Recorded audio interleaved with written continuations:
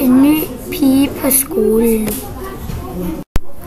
Der var en dag en lille sød pige, der skulle starte på en helt ny skole. Men der var nogen, der mobbede hende så meget, fordi hun var ny og ikke ret høj. Men så kom der en pige og sagde, kom, skal vi ikke følges? Er du ikke en ny pige? Jo, svarede hun. Hvad hedder du egentlig? Jeg hedder Mia. Hvad hedder du? Jeg hedder Sofie. På vej op ad trappen grinede dem, der havde drillet hende af hende. Kom, siger hun. Vi lader være at høre på dem.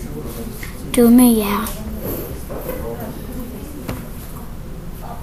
Hej, er du den nye pige? sagde læreren. Ja, det er jeg. Jeg bliver mobbet af de 3 piger derovre. Ej, I må skamme jer. Hun er ny. Ja, og hun er jo ligesom et pattebarn, den lille lort. Skal vi ikke følges hjem, siger hun. Jo, det kan vi godt. Kom nu, siger hun. Ja, jeg kommer nu. Hvad? Nå, ja. Men hvorfor? Nå, men kan du lege i dag? 24 år. Ja. Hej. Skrevet af Mathilde Østergaard Busch. Tegner Mathilde Østergaard Busch.